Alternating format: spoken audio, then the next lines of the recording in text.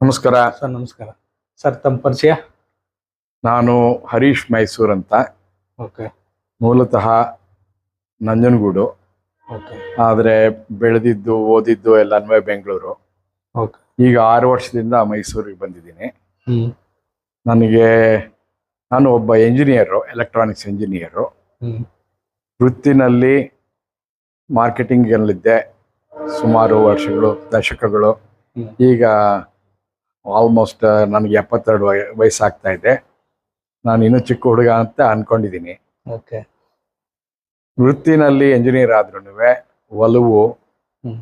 Gardening, farming ಚಿಕ್ಕಂದಿಂದ ಅದೊಂದು ಹವ್ಯಾಸ. Okay ಅದರಲ್ಲೇ ಬೆಳ್ಕೊಂಡು ಬಂದು ಆ ಪರಿಸರದಲ್ಲಿ ನಾವು ನಂಜನಗೂಡಲ್ಲಿ ನಮ್ದು ಹೊಲ ಗದ್ದೆಗಳೆಲ್ಲ ಇತ್ತು ಚಿಕ್ಕಂದಿನಲ್ಲಿ. ಓಕೆ ಆ ಒಂದು ಎಕ್ಸ್ಪೋಷರ್ ಇದ್ದಿದ್ರಿಂದ ಅದರ ಕಡೆ ಒಲವು ಹಾಗೆ ವಯಸ್ಸಾಗ್ತಾ ಬೆಳೀತಾ ಬಂತು. ಅವಕಾಶ ಸಿಕ್ಕಿದಾಗೆಲ್ಲ ನಾವು ಇದರಲ್ಲಿ ತೊಡಗಿಸ್ಕೊಂಡು ಗಿಡಗಳ ಒಂದು ಸಂಪರ್ಕ, ಸಾನ್ನಿಧ್ಯ ಅದರಲ್ಲಿ ನಾವು ಬೆಳೆದ್ವಿ. ಓಕೆ ಬೆಂಗಳೂರಿನಲ್ಲಿ ನಾನು ಪ್ರೊಫೆಷನ್ ಮಾಡುವಾಗ ಜೊತೆನಲ್ಲೇ ಒಂದು ಟೆರೇಸ್ ಗಾರ್ಡನ್ ಮಾಡ್ಕೊಂಡಿದ್ದೆ. ಓಕೆ ಸುಮಾರು 20 ವರ್ಷಗಳ ಕಾಲ ಟೆರೇಸ್ ಗಾರ್ಡನ್ ಇಟ್ಕೊಂಡಿದ್ದೆ. ಅದರೊಳಗೆ ಎಲ್ಲ ತರಹದ ತರಕಾರಿಗಳು, ಹಣ್ಣಿನ ಗಿಡಗಳು, 3ನೇ ಫ್ಲೋರಲ್ಲಿ ಟೆರೇಸು, ಅದ್ರ ಮೇಲೆ ಬೆಳೀತಾ ಇದ್ವಿ.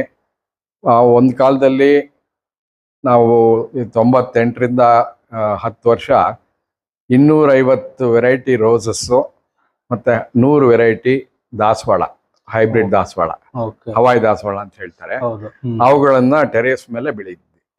ಟೆರೆಸ್ ಮೇಲೆನೆ ಟೆರೇಸ್ ಮೇಲೆ 250 ವೆರೈಟೀಸ್. ಹೌದು. ಓ ಫೈನ್.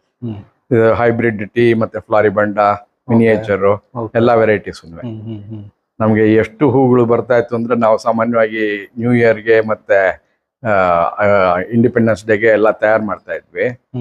ಎಷ್ಟು ಹೂಗಳು ಬರೋದು ಅಂದ್ರೆ ನಮ್ಮಲ್ಲಿರೋ ಫ್ಲವರ್ ವೇಸ್ಗಳು ಸಾಕಾಗ್ತಾ ಇರ್ಲಿಲ್ಲ. ಅದಕ್ಕೆ ಬಕೆಟ್ಗಳಲ್ಲಿ ತುಂಬಿ ಇಡ್ತಾ ಇದ್ವಿ ನಮ್ಮ ದೇವರ ಮನೆಯಲ್ಲಿ. ಓಕೆ ಅಷ್ಟೊಂದು ಹೂಗಳು ಬರೋದು. ದಿನ ನಮಗೆ ಅದೊಂದು ಬೆಳಗ್ಗೆ ಎಕ್ಸರ್ಸೈಸ್. ಎಷ್ಟು ಹೂಗಳು ಬಿಟ್ಟಿದೆ, ಯಾವ ಕಲರ್ಗಳು ಬಿಟ್ಟಿದೆ, ಈಗ ದಾಸವಾಳ ಎಷ್ಟು ಬಿಟ್ಟಿದೆ ಹೊಸದಾಗಿ, ಗುಲಾಬಿ ಎಷ್ಟು ಬಿಟ್ಟಿದೆ ಅಂದ ಹೋಲ್ ಮನೆನೇ. ಅದು ಸ್ವಲ್ಪ ದೊಡ್ಡ ಸೈಟು, ದೊಡ್ಡ ಮನೆ ಆದ್ರೂ ಸಹ ಅದನ್ನ ಇಡಕ್ಕೆ ಜಾಗ ಇಲ್ಲದೆ ಡೈನಿಂಗ್ ಟೇಬಲ್ ಮೇಲೆ ಇಡ್ತಾ ಇದ್ವಿ ಒಂದು ಟೈಮಲ್ಲಿ. ಹೋಲ್ ಮನೆನೇ ಅದರ ಒಂದು ಸುವಾಸನೆಯಿಂದ ಕೂಡಿರ್ತಾ ಇತ್ತು. ಆ ಒಂದು ಇದು ಒಂದು 10 ವರ್ಷ ಇದು ನಡೀತು. ಅದ ನಂತರ ನಮಗೆ ಒಲವು ಸ್ವಲ್ಪ ಬೇರೆ ಕಡೆ ಶಿಫ್ಟ್ ಆಯ್ತು. ಆರ್ಗ್ಯಾನಿಕ್ ಆಗಿ ಬೆಳಿಬೇಕು ಅಂತ ಈ ಗುಲಾಬಿ ಹೂಗಳು, ದಾಸವಾಳ ಎಲ್ಲ ಕೆಮಿಕಲ್ ಹಾಕಿ ಯೂಸ್ ಮಾಡಿ ಬೆಳಿತಾ ಇದ್ವಿ. ಆದ್ರೆ ಅವಾಗಿನ ಟ್ರೆಂಡು, ಅವಾಗಿನ ಒಂದು ತಿಳುವಳಿಕೆ ಅದು ಬಂದ ಮೇಲೆ ಆ ಕೆಮಿಕಲ್ ಫಾರ್ಮಿಂಗ್, ಕೆಮಿಕಲ್ ಗಾರ್ಡನಿಂಗ್ ಮಾಡೋದು ನಿಲ್ಲಿಸ್ಬಿಟ್ಟು ನಾವು ಈ ಆರ್ಗ್ಯಾನಿಕ್ ಕಡೆ ನಮ್ಮ ಒಲವು ಹೋಯ್ತು. ಸೊ ಬೇಸಿಕಲಿ ನೀವು ಫಾರ್ಮರ್ಸ್ ಫ್ಯಾಮಿಲಿಯಿಂದ ಬಿಲಾಂಗ್ಸ್ ಮಾಡಲ್ಲ ಅಂದ್ರೆ professional by profession. So farming back ground ಇಲ್ಲ ನಿಮ್ದು? ಇಲ್ಲ, ಎಂಜಿನಿಯರಿಂಗ್ ಮಾಡಿ ಇದ್ರೊಳಗೆ ಮೇನ್ ಪ್ರೊಫೆಷನ್. ಬಟ್ ಒಲವು ಚಿಕ್ಕಂದಿಂದಲೂ ಹವ್ಯಾಸ ಮಾತ್ರ.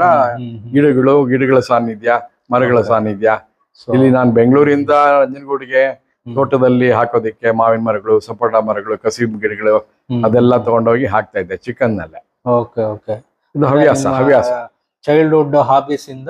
ಸೊ ನಿಮ್ಗೆ ಆ ಒಲವು ಬೆಳದ್ ಬಂದಿರೋದು? ಹೌದು ಹೌದು. Okay. So after that farming interest ಬೆಳೆದ್ಮೇಲೆ ಅದೇ ಈ ದುಷ್ಪರಿಣಾಮಗಳು, ಈ ಕೆಮಿಕಲ್ ಫಾರ್ಮಿಂಗು, ಕೆಮಿಕಲ್ ಯೂಸ್ ಮಾಡಿ ಬೆಳೆದಿರೋ ತರಕಾರಿಗಳು, ಅವುಗಳ ಎಫೆಕ್ಟು ಮನುಷ್ಯನ ಆರೋಗ್ಯದ ಮೇಲೆ, ಇದೆಲ್ಲ ಸ್ವಲ್ಪ ತಿಳುವಳಿಕೆ ಬಂದ ಮೇಲೆ ಅದನ್ನ ನಾವು ಈ ಹೂವಿನ ಗಿಡಗಳ ಜಾಗನ ತರಕಾರಿಗಳು ಮತ್ತೆ ಹಣ್ಣಿನ ಗಿಡಗಳನ್ನ ಬೆಳೆಯೋದಕ್ಕೆ ನಾವು ಅದನ್ನ ಉಪಯೋಗಿಸೋಕೆ ಶುರು ಮಾಡಿದ್ವಿ.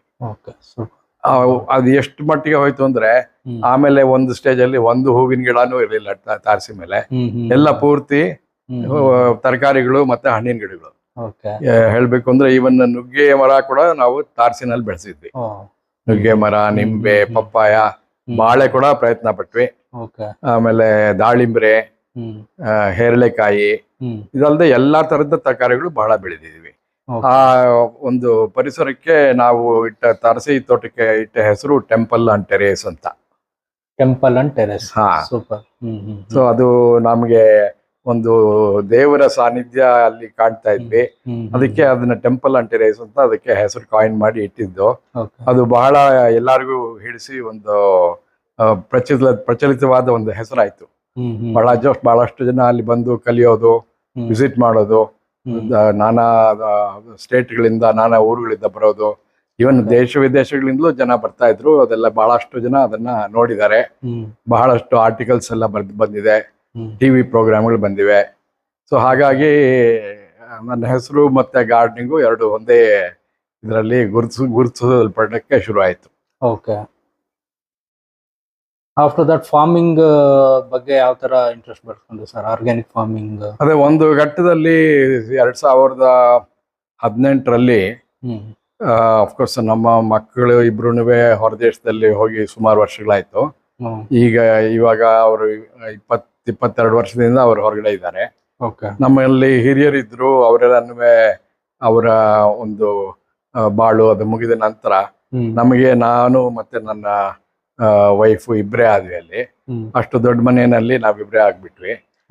ಒಂದು ಎರಡನೇದು, ಅಲ್ಲಿ ಮೆಟ್ರೋ ಕೆಲಸ ಶುರು ಆಯ್ತು 2018ರಲ್ಲಿ. ಆ ಒಂದು ಸಂದರ್ಭದಲ್ಲಿ ನಾವು ಆ ಒಂದು ಪರಿಸರ ಮಾಲಿನ್ಯ ಮತ್ತೆ ಸದ್ದು ಇದೆಲ್ಲಾನು ತಪ್ಪಿಸ್ಕೊಳ್ಳೋದಿಕ್ಕೆ ಅಲ್ಲಿಂದ ಹೊರಟು ಮೈಸೂರಿಗೆ ಬಂದ್ಬಿಟ್ವಿ. 2018 ಮಾರ್ಚಲ್ಲಿ ಇಲ್ಲಿ ಬಂದ್ವಿ. ಇಲ್ಲಿ ಬಂದ ಮೇಲೆ ಅದೇ ಈ ಒಂದು ಹವ್ಯಾಸ ಇರೋದನ್ನ ಮುಂದುವರಿಸಬೇಕು ಹೇಗಾದ್ರು ಅಂತ ಮನಸ್ಸಿನಲ್ಲಿ ಮುಂಚಿಂದಲೂ ಇತ್ತು. ಅದು ಆ ದಿಸೆನಲ್ಲಿ ನಮ್ಮ ಒಂದು ಅರ್ಬನ್ ಪರಿಸ್ಥಿತಿನಲ್ಲಿ, ಸಿಟಿ ವಾತಾವರಣದಲ್ಲಿ ನಮ್ದು ಫ್ಯಾಮಿಲಿ ಮತ್ತು ಫ್ರೆಂಡ್ಸ್ ಕೆಲವು ಸೈಟ್ಗಳೆಲ್ಲ ಪಕ್ಕದಲ್ಲಿ ಇದ್ದಿದ್ದಲ್ಲಿ ಜಾಗದಲ್ಲಿ ಅಲ್ಲಿ ಒಂದು ತೋಟ ಮಾಡೋದಕ್ಕೆ ಡಿಸೈಡ್ ಮಾಡಿದ್ವಿ. ಅದು ಅದರೊಳಗೆ ಎಲ್ಲಾ ತರಹದ ಗಿಡಗಳು, ಮರಗಳು, ಮುಖ್ಯವಾಗಿ ಹಣ್ಣಿನ ಮರಗಳು ಹಾಕೋದಕ್ಕೆ ನಾವು ಯೋಚನೆ ಮಾಡಿ ಅಲ್ಲಿ ಒಂದು ಸಣ್ಣ ಒಂದು ಪುಟ್ಟ ಒಂದು ಮನೆ ಕಟ್ಟಿ ಅಲ್ಲಿ ಒಂದು ಫ್ಯಾಮಿಲಿನ ಇಟ್ಟು ಬೋರ್ವೆಲ್ ತೆಗೆದು ಅಲ್ಲಿ ಶುರು ಮಾಡಿದ್ವಿ. ಇದು 2018 ಕೊನೆಯಲ್ಲಿ. ಈಗ ಸುಮಾರು 5 ವರ್ಷ ಆಯ್ತು. ಎಲ್ಲಾ ಫಲಗಳು ಬರ್ತಾ ಇವೆ. ಮುಂಚೆ ಬಹಳ ತರಕಾರಿಗಳು ಬೆಳೀತಾ ಇದ್ವಿ, ಆದ್ರೆ ಈಗ ಸ್ವಲ್ಪ ಬಿಸಿಲಿನ ಒಂದು ಅಂಶ ಕಡಿಮೆ ಆಗಿರೋದ್ರಿಂದ ನಾವು ತರಕಾರಿಗಳ ಲಿಮಿಟೆಡ್ ಆಗಿ ಬೆಳೀತಾ ಇದೀವಿ. ಬಟ್ ಇದು ಹಣ್ಣಿನ ಇದೆಲ್ಲ ಬೆಳೆಗಳು ಬರ್ತಾ ಇವೆ. ಸರ್, ಈಗ ನಿಮ್ ಪ್ರಕಾರ ಫಾರ್ಮಿಂಗ್ ಹಿಸ್ಟ್ರಿ ಬಗ್ಗೆ ಹೇಳೋದಾದ್ರೆ ಏನು ಹೇಳಕ್ ಬಯಸ್ತೀರಾ ಸರ್ ನೀವು? ಮೂಲತಃ ನಮ್ಮ ದೇಶ ಒಂದು ವ್ಯವಸಾಯ ಉತ್ಪನ್ನಗಳ ದೇಶ. ಬಹಳಷ್ಟು ಜನ ಇದರಲ್ಲಿ ಇದನ್ನೇ ವೃತ್ತಿಯಾಗಿ ಮಾಡಿಕೊಂಡು ಇದನ್ನೇ ಅವಲಂಬಿಸಿ ಅವರ ಜೀವನ ಕಲ್ಪಿಸಿಕೊಂಡು ಬಹಳ ವರ್ಷಗಳಿಂದ ಬೆಳೀತಾ ಇದ್ದಾರೆ. ಆದರೆ ಈಗ ಈ ಪ್ರಪಂಚದಲ್ಲಿ ಇರೋ ಒಂದು ಏನು ಅಟ್ರಾಕ್ಷನ್ಸ್ ಇವುಗಳಿಗೆ ಮಾರು ಹೋಗಿ ಬಹಳಷ್ಟು ಜನ ಈ ವ್ಯವಸಾಯದಿಂದ ಹೊರಗಡೆ ಬಂದು ಬೇರೆ ಬೇರೆ ಕೆಲಸಗಳಲ್ಲಿ ಅದೆಷ್ಟೇ ಕಷ್ಟವಾದ್ರೂ ಅವರಿಗೆ ಅದರೊಳಗೆ ಏನೋ ಒಂದು ಹೆಮ್ಮೆ ಅಂತ ಅನ್ಕೊಂಡು ಆ ದಿಸೆನಲ್ಲಿ ವ್ಯವಸಾಯದಿಂದ ಬೇರೆ ಕಡೆಗೆ ವಲಸೆ ಹೋಗ್ತಾ ಇದ್ದಾರೆ. ಈ ಸಿಟಿ ಲೈಫು, ಅದರ ಒಂದು ಭಿನ್ನಾಣ, ಅದರ ಒಂದು ಹೊಳಪು ಅದಕ್ಕೆ ಮಾರು ಹೋಗಿ ಮುಖ್ಯವಾದ ಒಂದು ಕಸುಬನ್ನ ಬಿಟ್ಟು ಬೇರೆ ಕಡೆ ಹೋಗ್ತಾ ಇದ್ದಾರೆ. ಇದರಿಂದ ಬಹಳಷ್ಟು ನಮಗೆ ಲೇಬರ್ ಪ್ರಾಬ್ಲಮ್ ಉಂಟಾಗ್ತಾ ಇದೆ. ಅದೊಂದೇ ಅಲ್ಲದೆ ಬೆಳೆಯೋರು ಯಾರು ಇಲ್ಲದೆ ಹೋದ್ರೆ ಆಹಾರ ಎಲ್ಲಿಂದ ಬರುತ್ತೆ? ಅದು ಡೆಫಿನೆಟ್ ಆಗಿ ಈ ಕಾಲಕ್ರಮೇಣ ದೊಡ್ಡ ಒಂದು ತೊಂದರೆಯಾಗಿ ಅವಸಾನ ಆಗತ್ತೆ. ಫುಡ್ ಸೆಕ್ಯೂರಿಟಿ ಪ್ರಾಬ್ಲಮ್ ಫೇಸ್ ಮಾಡ್ಬೇಕಾಗುತ್ತೆ ನಾವು.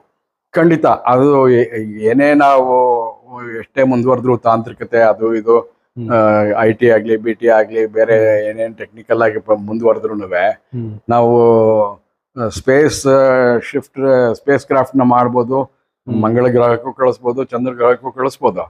ಆದ್ರೆ ದಿನನಿತ್ಯ ನಮಗೆ ಆಹಾರ ಬರೋದು ವ್ಯವಸಾಯದಿಂದ. ಅದು ಬರೀ ನಾವು ಟ್ಯಾಬ್ಲೆಟ್ಸ್ ತಿನ್ಕೊಂಡು ಜ್ಯೂಸ್ಗಳು ಕುಡ್ಕೊಂಡು ಇರೋದಕ್ಕೆ ಆಗೋದಿಲ್ಲ. ಅದಕ್ಕೆ ನಾವು ಆ ಪರ್ಯಾಯ ವ್ಯವಸ್ಥೆ ಕಲ್ಪಿಸೋದಕ್ಕೆ ಸಾಧ್ಯವೇ ಇಲ್ಲ. ಯಾವತ್ತಿದ್ರೂ ಅದು ಮೂಲತಃ ಒಂದು ಬೆಳೆದು ಅದರೊಳಗೆ ಆಹಾರ ಉತ್ಪನ್ನ ಮಾಡಿ ಅದನ್ನ ನಾವು ಜೀವನಕ್ಕೆ ನಾವು ಅಳವಡಿಸ್ಕೊಳ್ಳೇಬೇಕು. ಹಾಗಾಗಿ ಇವತ್ತಿನ ಒಂದು ಪರಿಸ್ಥಿತಿನಲ್ಲಿ ಎಷ್ಟೇ ಮುಂದುವರೆದಿದ್ರು ಆಹಾರ ಉತ್ಪನ್ನ ಕಡಿಮೆ ಆಗ್ತಾ ಇದೆ. ಆಹಾರ ಬೆಳೆಯೋರು ಕಡಿಮೆ ಆಗಿದ್ದಾರೆ.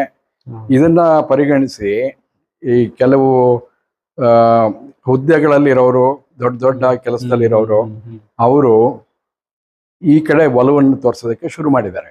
ಹೌದು, ಈಗ ನಾನು ಅದೇ ಕೇಳೋಣ ಅನ್ಕೊಂಡೆ. ಈಗ ಒಂದು ವರ್ಗ ಏನಾಗ್ತಿದೆ, ಬೇಸಿಕಲಿ ಫಾರ್ಮರ್ ಫ್ಯಾಮಿಲಿಯಿಂದ ಬಂದಿರೋರು ಈ ವೃತ್ತಿನ ಬಿಟ್ಟು ಹೋಗ್ತಾ ಇದ್ದಾರೆ. ಹೌದು. ಇನ್ನೊಂದು ಪಾರ್ಟ್ ನೋಡೋದಾದ್ರೆ ಬೇರೆ ವೃತ್ತಿಯಿಂದ ವ್ಯವಸಾಯಕ್ಕೆ ಅಟ್ರಾಕ್ಟ್ ಆಗಿ ಬರ್ತಾ ಇದ್ದಾರೆ. ಸೊ ಬಂದಿರೋರು ಇಲ್ಲಿ ಸರ್ವೈವ್ ಆಗೋದು ಕಷ್ಟ ಆಗ್ತಾ ಇದೆ.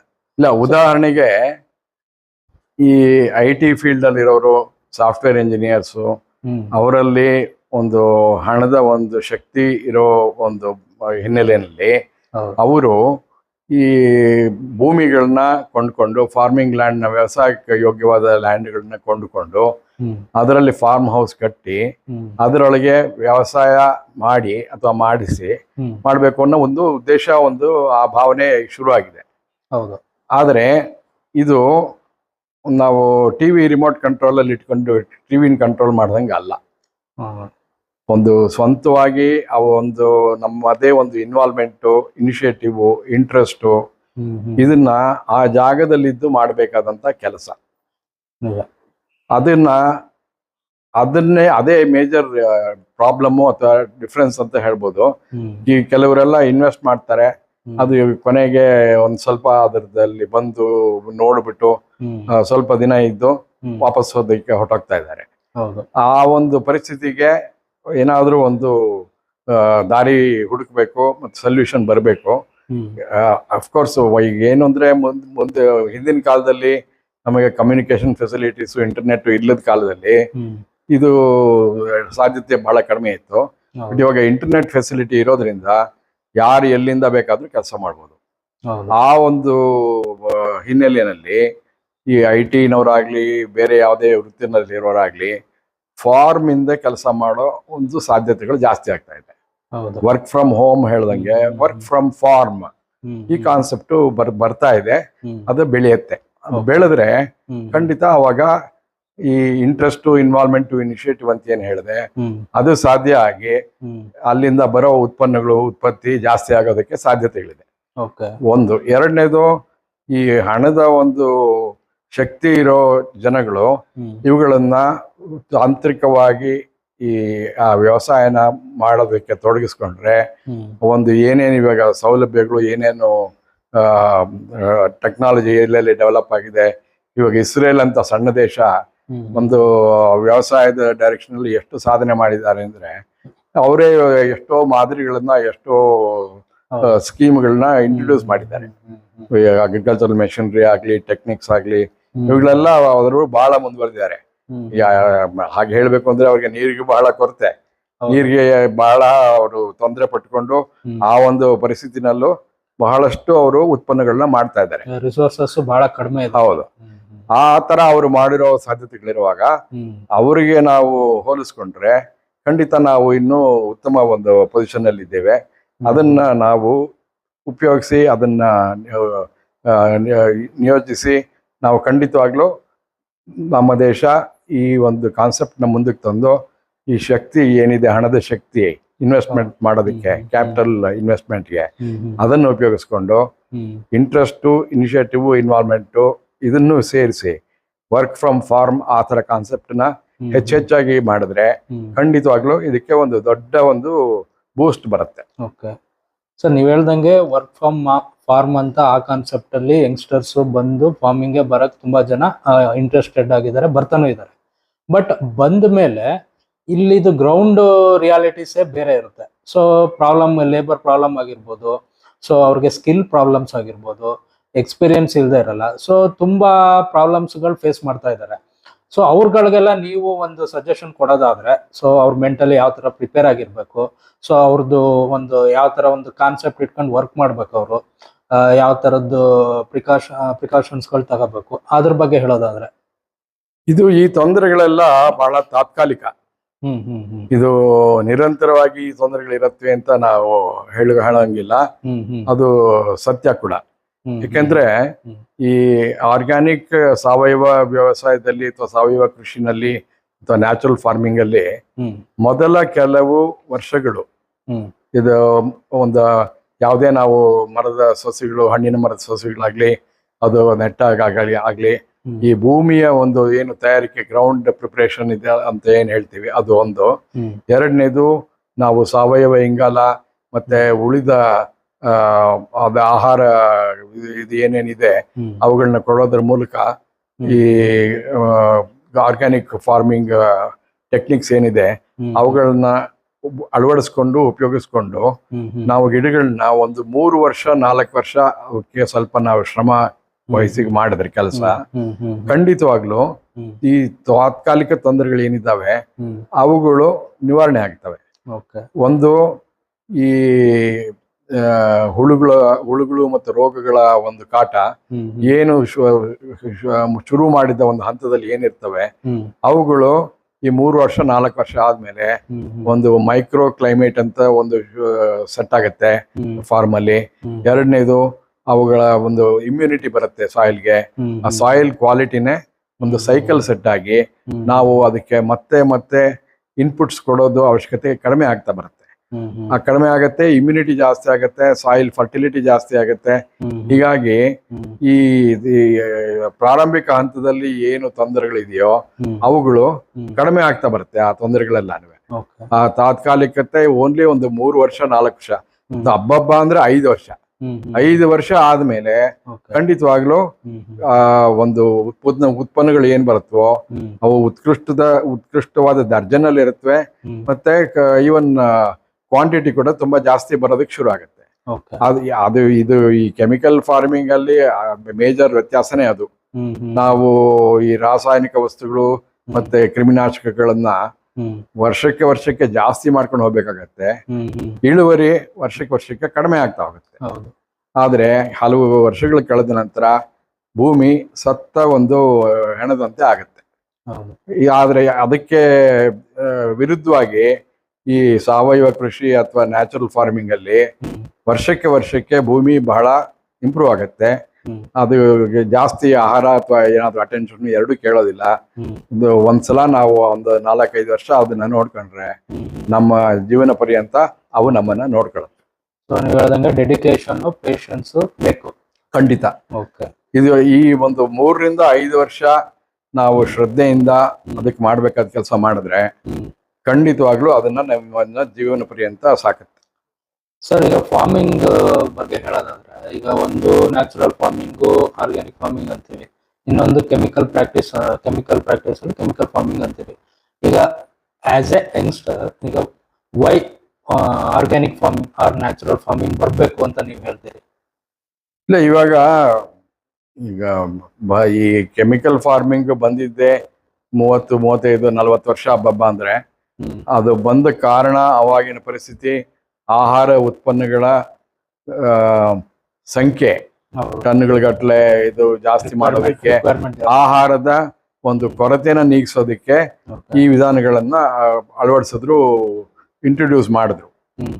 ಅದು ಮಾಡಿದ್ದ ಉದ್ದೇಶ ಒಳ್ಳೇದಾಗಿದ್ರು, ಅದಕ್ಕೆ ಹೆಸರಿಟ್ಟಿದ್ದು ಗ್ರೀನ್ ರೆವಲ್ಯೂಷನ್ ಅಂತ ಆದ್ರೂನುವೆ ಅದರ ಪರಿಣಾಮಗಳು, ಅಡ್ಡ ಪರಿಣಾಮಗಳು ತುಂಬಾ ಜಾಸ್ತಿ ಆಗಕ್ಕೆ ಶುರು ಆಯ್ತು. ಜನರ ಆರೋಗ್ಯದ ಮೇಲೆ ಈ ದುಷ್ಪರಿಣಾಮಗಳ ಒಂದು ಇದು ಹೆಚ್ಚಳ ಆಗ್ತಾನೆ ಬಂತು ಕಾಲಕ್ರಮೇಣ. ಆರೋಗ್ಯದ ದೃಷ್ಟಿನಲ್ಲಿ ನೋಡಿದ್ರೆ ಹೊಸ ರೋಗಗಳು, ಹೊಸ ತೊಂದರೆಗಳು ಬರೋದಕ್ಕೆ ಶುರು ಆಯ್ತು.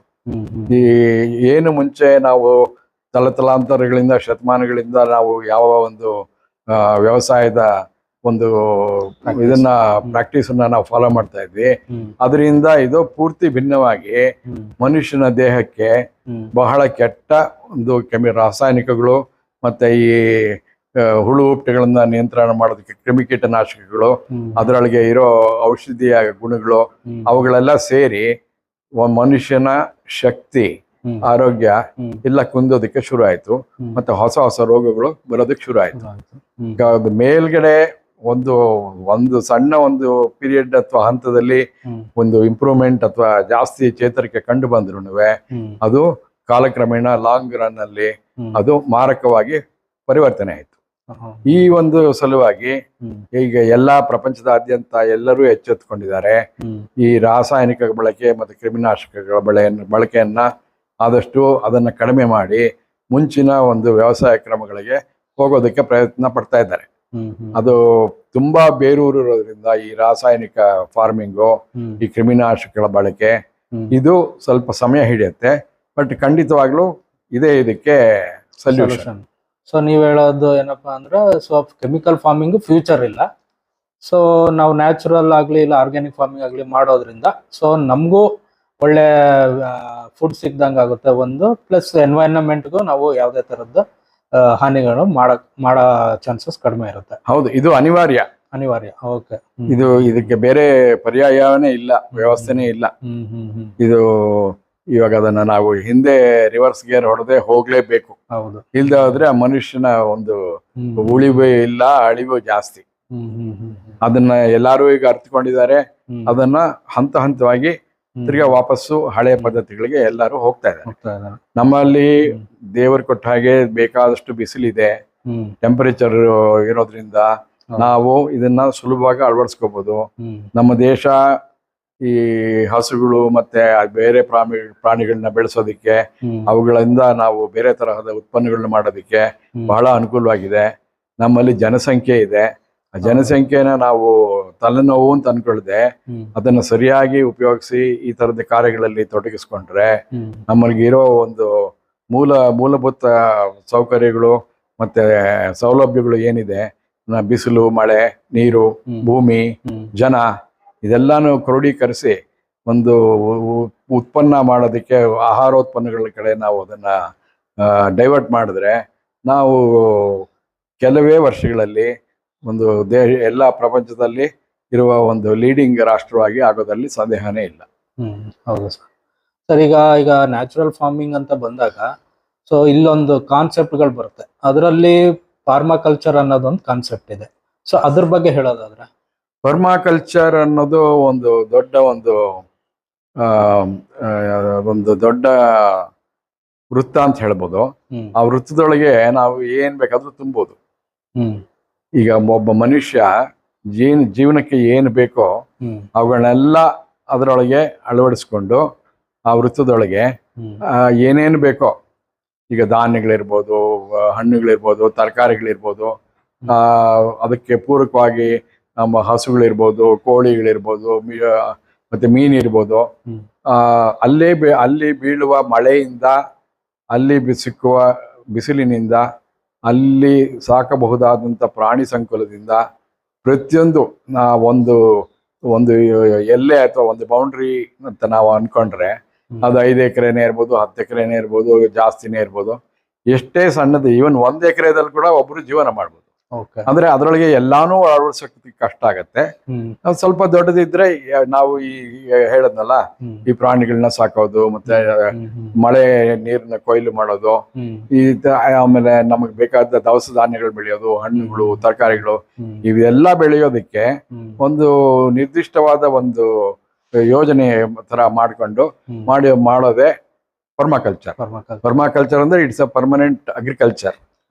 ಪರ್ಮನೆಂಟ್ ಅಗ್ರಿಕಲ್ಚರ್ ಅನ್ನೋದಕ್ಕೆ ಇದು ಶಾರ್ಟ್ ಫಾರ್ಮ್ ಪರ್ಮಾಕಲ್ಚರ್ ಅಂತ. ಸೊ ಅದರಿಂದ ನಮಗೆ ಯಾವುದೇ ತರಹದ ಒಂದು ತೊಂದರೆ ಆಗ್ಲಿ ಅಥವಾ ಯಾವುದೇ ಒಂದು ಶಾರ್ಟೇಜ್ ಆಗ್ಲಿ ಬರೋದಿಲ್ಲ. ಪ್ರತಿಯೊಂದು ನಮ್ಮ ಜೀವನಕ್ಕೆ ಬೇಕಾದ ಎಲ್ಲಾ ತರಹದ ಅವಶ್ಯಕತೆಗಳು ಅದರಿಂದ ನಾವು ಪಡ್ಕೋಬಹುದು. ಸರ್, ಒಂದು ಜೀವನಕ್ಕೆ ಬೇಕಾದ ಎಲ್ಲಾ ತರದ್ದು ನಾವು ಅಲ್ಲೇ ಬೆಳ್ಕೋಬಹುದು. ಸೊ ಈಗ ನಾವು ಬೆಳ್ಸಕ್ಕೆ ಬೇಕಾಗಂತ ಗೊಬ್ಬರ ಆಗ್ಲಿ, ಔಷಧಿಗಳಾಗ್ಲಿ, ಇದನ್ನ ಯಾವ ತರ ನಾವು ಪ್ರಿಪೇರ್ ಮಾಡ್ತೀವಿ? ಅದೇ ಇದೆಲ್ಲ ಒಂದು ಕಾಂಪ್ಲಿಮೆಂಟರಿ ಫಂಕ್ಷನ್ ಅಂತ ಹೇಳ್ಬೋದು. ನಾವು ಹಸುಗಳು ಅಥವಾ ಕೋಳಿ ಅಥವಾ ಕುರಿಗಳು, ಮೇಕೆ ಮತ್ತೆ ಮೀನು, ಇವುಗಳೆಲ್ಲ ಒಂದು ಈ ಪ್ರಾಣಿ ಸಂಪತ್ತು ಏನಿದೆ ಅವುಗಳ ತ್ಯಾಜ್ಯದಿಂದ ನಾವು ಈ ಗಿಡಗಳು, ಮರಗಳು ಮತ್ತೆ ತರಕಾರಿಗಳು, ಹಣ್ಣುಗಳು, ಈ ಬೆಳೆಗಳನ್ನ ಬೆಳೆಯೋದಿಕ್ಕೆ ಈ ಪ್ರಾಣಿಗಳ ತ್ಯಾಜ್ಯಗಳೇನಿವೆ ಅವುಗಳಿಂದ ನಾವು ಇದಕ್ಕೆ ಆಹಾರವಾಗಿ ಕನ್ವರ್ಟ್ ಮಾಡ್ಕೋಬಹುದು. ಇಲ್ಲಿಂದ ಬರೋ ಉತ್ಪನ್ನಗಳು ಅವುಗಳನ್ನ ಸಾಕತ್ವೆ, ಅಲ್ಲಿ ಬರೋ ತ್ಯಾಜ್ಯ ಗಿಡಗಳನ್ನ ಸಾಕತ್ವೆ. ಹೀಗೆ ಒಂದಕ್ಕೊಂದು ಬಹಳ ಪೂರಕವಾದ ಒಂದು ವಿಶೇಷವಾದ ಒಂದು ಬ್ಯಾಲೆನ್ಸ್ ಕ್ರಿಯೇಟ್ ಆಗತ್ತೆ.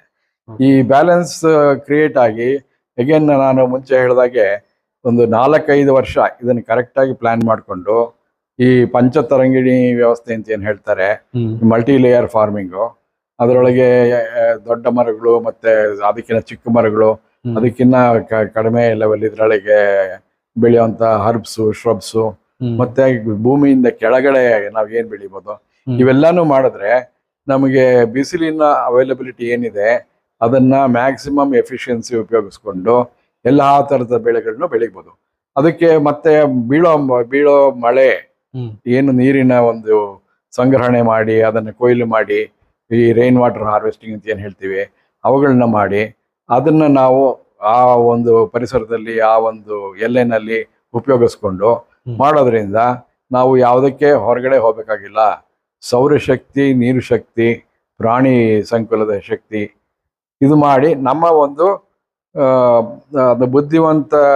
ಬುದ್ಧಿವಂತತನದ ಒಂದು ನಿಯೋಜನೆ ಇದನ್ನ ಮಾಡ್ಕೊಂಡ್ರೆ ಬೇರೆ ಯಾವ ಒಂದು ಹೊರಗಡೆಯಿಂದ ಉತ್ಪನ್ನಗಳನ್ನ ನಾವು ಖರೀದಿ ಮಾಡಬೇಕಾಗಿಲ್ಲ. ಬಹಳ ಉತ್ಕೃಷ್ಟವಾದ ಒಂದು ಜೀವನವನ್ನ ಸಾಗಿಸ್ಬೋದು. ಇದೇ ಪರ್ಮಾಕಲ್ಚರ್ನ ಮೇಜರ್. ಅಂದ್ರೆ ಈಗ ಮೆನ್ಯೂರ್ ಮ್ಯಾನೇಜ್ಮೆಂಟ್ ಆಗ್ಲಿ, ಪೆಸ್ಟ್ ಮ್ಯಾನೇಜ್ಮೆಂಟ್ ಆಗ್ಲಿ, ಡಿಸೀಸ್ ಮ್ಯಾನೇಜ್ಮೆಂಟ್ ಆಗ್ಲಿ, ಇನ್ಸೆಕ್ಟ್ಸ್ ಮ್ಯಾನೇಜ್ಮೆಂಟ್, ಸೊ ಕಂಪ್ಲೀಟ್ಲಿ ನಾವು ಹೊರಗಡೆಯಿಂದ ಡಿಪೆಂಡ್ ಆಗ್ದಲೆ ಸೊ ನಾವೇ ಪ್ರಿಪೇರ್ ಮಾಡ್ಕೊಳ್ಳೋ ಅಂತ ಕಾನ್ಸೆಪ್ಟ್ ಇದು.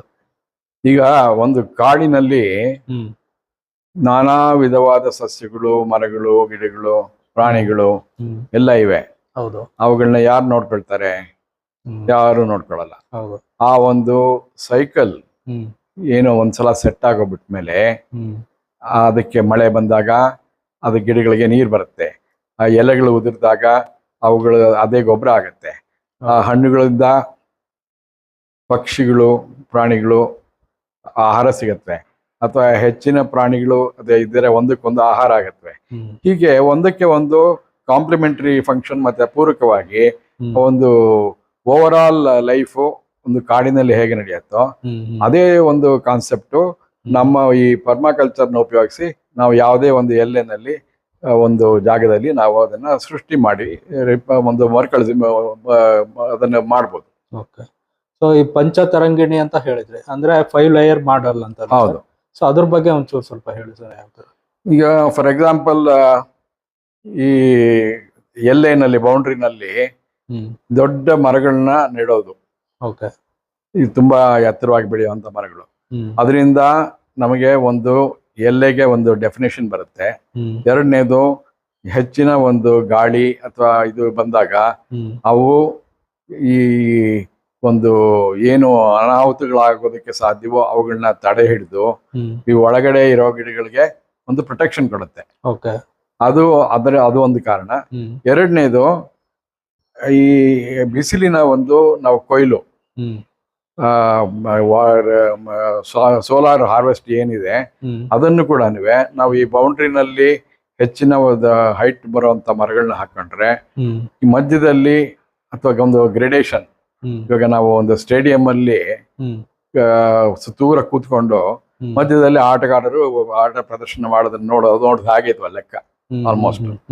ಈಗ ಅದು ಒಂದು ಗ್ಯಾಲರಿ ತರ ಏನಿರುತ್ತೆ ಆ ತರ ಗ್ಯಾಲರಿ ತರಹ ದೊಡ್ಡ ಮರಗಳೆಲ್ಲ ಹೊರಗಡೆ, ಅದಕ್ಕಿಂತ ಅದ್ರ ಸ್ವಲ್ಪ ಒಳಗಿನ ಪ್ರಾಕಾರದಲ್ಲಿ ಅದಕ್ಕಿಂತ ಚಿಕ್ಕ ಮರಗಳು, ಹಾಗೆ ಚಿಕ್ಕ ಮರಗಳು ಮಧ್ಯದಲ್ಲಿ ಒಂದು ಸಮತಟ್ಟಾದ ನೆಲದಲ್ಲಿ ಬೇಕಾದ್ರೆ ಈ ಭತ್ತ, ರಾಗಿ, ನವಣೆ, ಈ ಮಿಲೆಟ್ಸು ಇವುಗಳನ್ನೆಲ್ಲ ಬೆಳ್ಕೋಬಹುದು, ತರಕಾರಿಗಳು ಬೆಳ್ಕೋಬಹುದು. ಸೊ ಅವಾಗ ನಮಗೆ ಸೂರ್ಯನ ರಶ್ಮಿ ಕಿರಣಗಳು ಎಲ್ಲಾ ಗಿಡಗಳಿಗೂ ತಲುಪತ್ವೆ. ಯಾವ್ದ್ರದ್ದು ಒಂದರ ನೆರಳು ಇನ್ನೊಂದರ ಮೇಲೆ ಬೀಳದೆ ನಮಗೆ ಮ್ಯಾಕ್ಸಿಮಮ್ ಎಫಿಷಿಯನ್ಸಿ ಸನ್ಲೈಟ್ದು ನಾವು ಉಪಯೋಗಕ್ಕೆ ಮಾಡ್ಕೋಬಹುದು. ಅದು ಒಂದು major concept.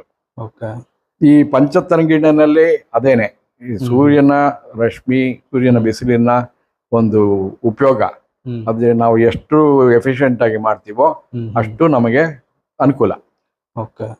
So main food ಬಂದು ಸನ್ರೈಸ್ ಅಂದ್ರೆ ಸೂರ್ಯನ ಬಿಸಿಲೇ ಅದಕ್ಕೆ ಮುಖ್ಯವಾದ ಆಹಾರ. ಖಂಡಿತ ಖಂಡಿತ.